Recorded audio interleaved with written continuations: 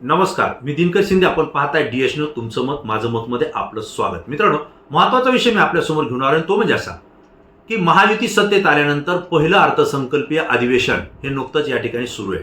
या अर्थसंकल्पीय अधिवेशनामध्ये महाराष्ट्राच्या कोणत्या भागामध्ये, कोणत्या जिल्ह्यामध्ये, कोणत्या विभागात, कोणत्या क्षेत्रामध्ये काय विकास निधी वापरला जाईल आणि या पुढच्या वर्षामध्ये राज्य सरकारची विकासाची दृष्टी, विकासाची भूमिका कशी असेल हे या अधिवेशनातून अपेक्षित जनतेला होतं. परंतु झालंय असं की हे अर्थसंकल्प अधिवेशन गाजले ते वेगळ्याच मुद्द्यानं. पहिल्या वेळेस या अधिवेशनामध्ये निघाला तो औरंगजेबाच्या कबरीचा मुद्दा. आमदार अबू आझमी यांनी हा मुद्दा उपस्थित केला आणि औरंगजेबाची कबर जवळजवळ 2-3 दिवस या अधिवेशनामध्ये गाजली, महाराष्ट्रामध्ये गाजली. नंतर हे प्रकरण ज्यावेळेस नागपूरच्या दंगलीपर्यंत गेलं आणि हे सत्ताधाऱ्यांच्याच अंगलट येतंय हे जेव्हा लक्षात आलं त्यावेळेस दंगलही थांबली आणि औरंगजेबाच्या कबरीचा मुद्दा सुद्धा त्या ठिकाणी थांबलेला आहे. दुसरा मुद्दा यानंतर पुन्हा निघाला, कारण विकासाची, शेतकऱ्यांच्या बाबतीतली आणि तरुणांच्या रोजगाराच्या बाबतीतली, नोकरीच्या बाबतीतली भूमिका सरकारची काय हे ज्यावेळेस विरोधक प्रश्न उपस्थित करत होते त्याच वेळेस पुन्हा एक प्रकरण सत्ताधाऱ्याकडून बाहेर निघालं आणि ते म्हणजे दिशा सालियन प्रकरण. या दिशा सालियन प्रकरणामध्ये तिची आत्महत्या नसून तिची हत्या झाली आहे आणि या प्रकरणामध्ये शिवसेना उद्धव ठाकरे गटाचे युवा नेते असलेले, मंत्री राहिलेले आदित्य ठाकरे यांचा संबंध आहे हे भारतीय जनता पार्टीच्या आमदारांनी, सत्ताधाऱ्यांनी ही भूमिका मांडली आणि यावर पुन्हा विधानसभा आणि विधान परिषदेमध्ये गदारोळ झाला. या गदारोळामध्ये हे प्रकरण न्यायप्रविष्ट आहे, त्यामुळे जो निकाल लागेल तो लागेल. परंतु तुम्ही आर्थिक संकल्प जे आहे याविषयी का बोलता, या विषयामध्ये तुम्ही फाट घालून वेळ का वाया घालता, हा मुद्दा या ठिकाणी निघाला. त्यामध्ये 1-2 दिवस गेले. त्यानंतर पुन्हा चित्राताई वाघ आणि अनिल परब यांच्यामध्ये जे शाब्दिक युद्ध झालं, तुमच्यासारखे 56 मी माझ्या पायाला घेऊन बांधून फिरते, अशा पद्धतीचं वक्तव्य झाल्यानंतर याचे पडसाद विधान परिषद, विधानसभा आणि महाराष्ट्रामध्ये पडले. त्यातही काही दिवस गेले. हेही प्रकरण अंगलट येतंय की काय असा मुद्दा लक्षात आल्यानंतर पुन्हा एक प्रकरण निघालं, ते म्हणजे कुणाल कामरा. कुणाल कामरा हा कॉमेडियन आहे. त्याने मुंबईमध्ये एक व्यंग सादर केलं, कविता सादर केली आणि हे सगळं करत असताना एकनाथराव शिंदे यांनी शिवसेनेमध्ये जे बंड केले त्यानंतर ते गुवाहाटीला गेले आणि गुवाहाटी करून पुन्हा सत्ता स्थापन केली. पक्ष आणि चिन्ह हे शिवसेनेचं घेतलंच, परंतु बाळासाहेब ठाकरे यांचं सुद्धा नाव ते वापरलं. याविषयी निगडीत असलेली एक कविता, एक व्यंग त्यांनी सादर केलं असं एकनाथराव शिंदे गटाच्या कार्यकर्त्यांचं मत आहे आणि त्यामुळं त्याच्यावरती हल्ला करण्याचा प्रयत्न एकनाथराव शिंदे यांच्या कार्यकर्त्यांनी मुंबईमध्ये केला. त्याचं स्टुडिओ सुद्धा फोडला आणि याचे पडसाद विधान परिषद, विधानसभेमध्ये गाडले. अर्थसंकल्पीय अधिवेशन त्या ठिकाणी पुन्हा बाजूला केलं गेलं आणि याच विषयावर चर्चा जास्त रंगली, कारण एकनाथराव शिंदे यांना गद्दार हा कुणाल कामरा का म्हणाला, या पद्धतीचं वातावरण या ठिकाणी निर्माण करण्यात आलं. एकमेकांवर आरोप प्रत्यारोप हे सुरू असताना आमच्या नेत्याविषयी, आमच्या आस्था असलेल्या दैवतावर एकनाथराव शिंदेवर अशा पद्धतीनं एक कॉमेडियन बोलूच कसा शकतो, यानं कुणाची तरी सुपारी घेतली असेल असं थेट मुख्यमंत्र्यांसह भारतीय जनता पार्टीचे अनेक नेते आणि एकनाथराव शिंदे गटाचे सुद्धा कार्यकर्ते मैदानात उतरले, रस्त्यावर उतरले. हे सगळं उभा महाराष्ट्र या ठिकाणी पाहतोय आणि हे सगळं पाहत असताना याचे पडसाद विधान परिषद, विधानसभेमध्ये उमटले असताना महाराष्ट्रातल्या जनतेमध्ये आणि सोशल मीडियावर मात्र वेगळेच पडसाद पाहायला मिळाले.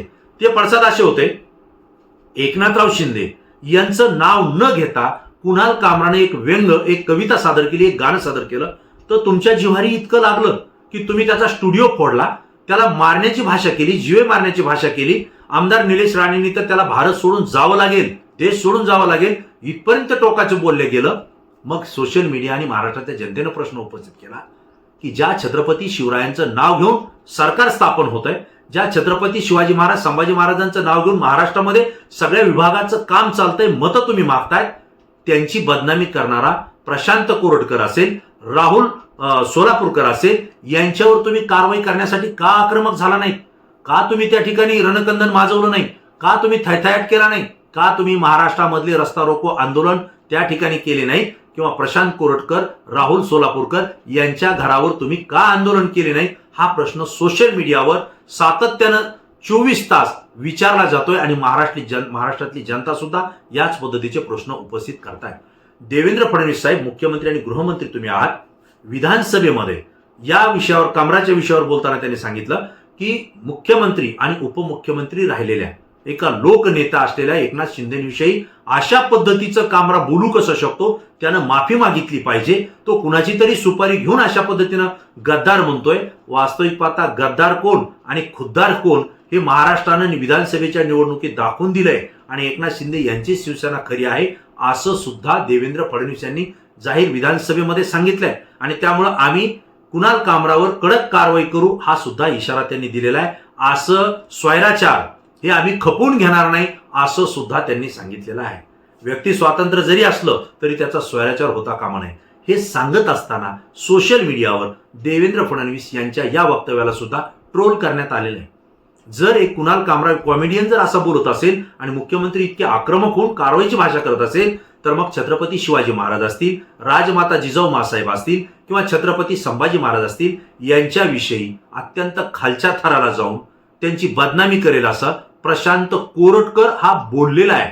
विशेष म्हणजे इतिहास तज्ज्ञ, इतिहास संशोधक जे की इंद्रजित सावंत आहेत त्यांना फोन लावून धमकी दिलेली आहे की तू काय बोलतो, नीट बोल, तू ब्राह्मणांच्या राज्यात राहतोस हे विसरू नको, ब्राह्मणाला तू कमी समजू नको, योग्य वेळी तुला आम्ही तुझी ताकद, आमची ताकद दाखवून देऊ, तिथं कोल्हापूरमध्ये येऊन तुला आम्ही आमची ताकद दाखवू.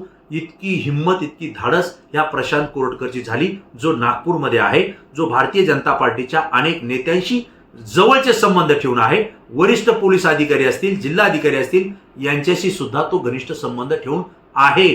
तो एवढ्यावर थांबलेला नाही. तुमचा छत्रपती शिवाजी महाराज हा पळून गेला हे त्यांनी वाक्य वापरलंय. यापुढे जाऊन जर आमचा ब्राह्मण तिथं बाजीप्रभू जर नसता तर तुमचे शिवाजी महाराज आज दिसलेही नसते अशा पद्धतीचं वक्तव्य वापरलंय.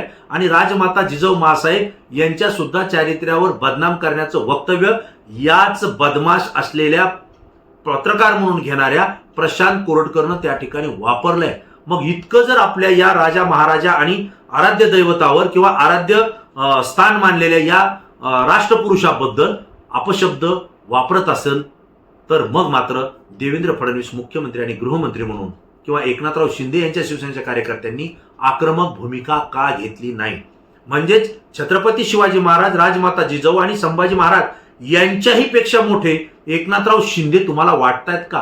कारण तुमच्या नेत्यावर नाव न घेता बोललं तर तुम्ही एवढा रोष व्यक्त केला, पण इकडे छत्रपतींच्या घराण्याचं नाव घेऊन हा अशा पद्धतीनं अपमान आणि बदनामी करतो, त्याविषयी तुम्ही रोष का व्यक्त केला नाही? ही भावना संपूर्ण महाराष्ट्रात सोशल मीडियावर आज पाहायला मिळते. दुसराही भाग असा आहे की राहुल सोलापूरकरनं सुद्धा अशाच पद्धतीचं छत्रपती शिवाजी महाराजांना बदनाम करणारं वक्तव्य वापरलं. त्याही ठिकाणी हे दाखवलं नाही.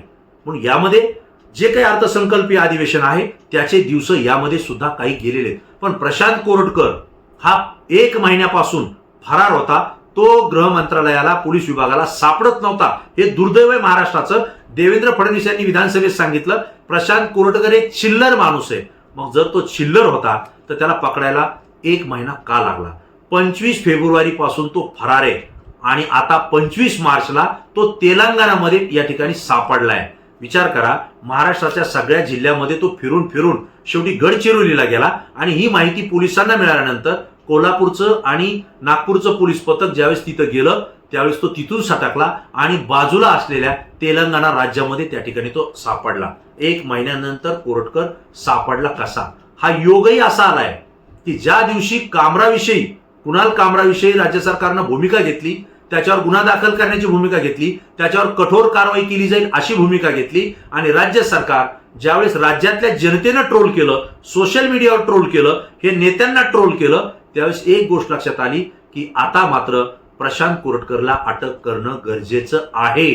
कारण तुम्ही कामराला अटक करू म्हणतायत, मग प्रशांत कोरटकरला का नाही हा प्रश्न उपस्थित झालाय. आणि म्हणून राज्यामध्ये सोशल मीडियावर एक पोस्ट व्हायरल होत आहेत की कुणाल कामराचं प्रकरण याचा जो काही दबाव वाढलेला आहे त्याचमुळे प्रशांत कोरटकरला अटक करण्यात आली आहे का असा प्रश्न जनता विचारते. आणि तो प्रश्न माझ्याही मनामध्ये या ठिकाणी उपस्थित झाला की या ज्या घडामोडी सगळ्या होत आहेत या नाटकीय स्वरूपामध्ये होत आहेत.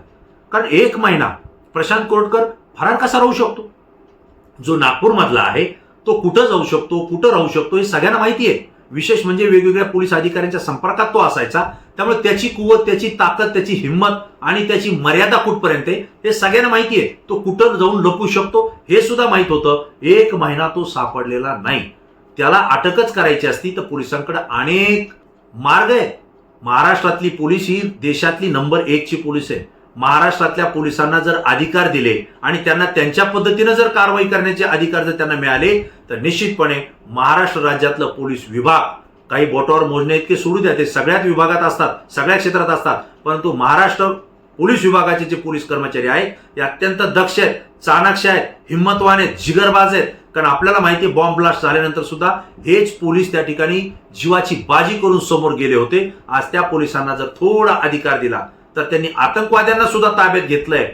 इथं जर थोडा अधिकार दिला असता तर प्रशांत कोरटकर कोणत्याही बिळात लपू द्या, त्याच्या शेपटीला धरून बाहेर काढला असता. एवढी धमक आणि हिंमत महाराष्ट्राच्या पोलिसांना आहे. परंतु पोलिसांना अडवण्याचं काम कोण करत आहे, त्यांना मोकळ्या पद्धतीनं काम कोण करू देत नाही, हे सुद्धा सोशल मीडियावर महाराष्ट्रातली जनता बोलतेय. आणि त्यामुळे हा जो काही प्रश्न या ठिकाणी निर्माण झालाय की कुणाल कामराचं प्रकरण जे वाढलंय त्याच्यावर कारवाई करण्यासाठी जे तुम्ही भाष्य केलं त्याचा जनतेतून जो दबाव वाढलेला आहे त्याचमुळं प्रशांत कोरटकरला अटक झालीये असं लोकांचं मत आहे. नेमकं यामध्ये तथ्य काय हे काही दिवसात आपल्या समोर येणार आहे. परंतु जो प्रशांत कोरटकर माझा आवाजच नाही सांगत होता, मी फोनही लावला नाही म्हणत होता, मी इंद्रजित सावंतला ओळखतही नाही म्हणत होता, तोच प्रशांत कोरटकर आता मात्र फरार झाला होता, बिळात लपून बसला होता. आणि 1 महिन्यानंतर त्याच्या मुसक्या आवळण्यात पोलीस प्रशासनाला या ठिकाणी यश आलंय.